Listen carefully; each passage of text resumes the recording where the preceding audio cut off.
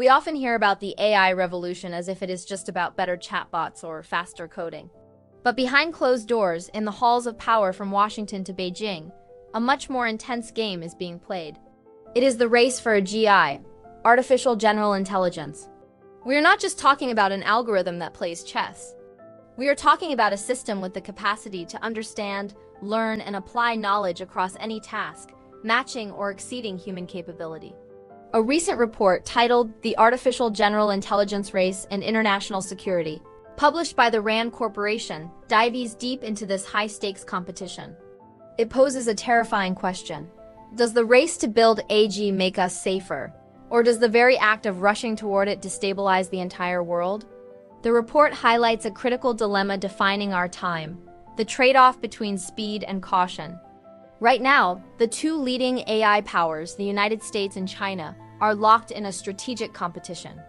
The logic seems simple. Whoever gets to AGI first wins the future. They gain economic dominance and, crucially, military superiority. But here is the trap.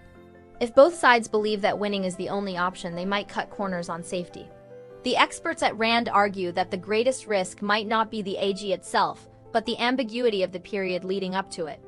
Imagine a pre-AGI world where capabilities are rapidly jumping forward, but no one is quite sure what the other side has.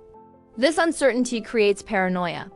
If one nation thinks the other is about to break through, they might react aggressively, economically, politically, or even militarily to stop them. The race itself becomes the trigger for conflict. This gets even more complicated when we look at international security and the nuclear balance. For decades, the world has relied on a concept called deterrence, the idea that no one attacks because the retaliation would be too costly. But what happens when you introduce an AI that thinks 1,000 times faster than a human general? The report contributors wrestle with whether AG will alter this delicate balance. On one hand, smarter systems could stabilize things by making better calculations and avoiding human error. But on the other hand, AG could democratize destruction. It could lower the barrier for entry, giving smaller actors powerful cyber weapons or automated drone swarms that used to be the exclusive domain of superpowers. If the perception of power shifts too quickly, the old rules of nuclear deterrence might crumble, leaving us in a world that is faster but much more fragile. So, how do we stop this from spiraling out of control? Historically, we used arms control treaties to count warheads and tanks, but you can't count code. You can't easily inspect a neural network from a satellite. Because traditional arms control is ill-suited for AGI, the experts propose novel governance models. One fascinating idea mentioned in the report is the concept of an AI cartel. Imagine a scenario where the leading AI powers, instead of competing to the death, agree to cooperate to restrict the proliferation of high-end AI. They would distinguish between safe, civilian AI and dangerous military applications.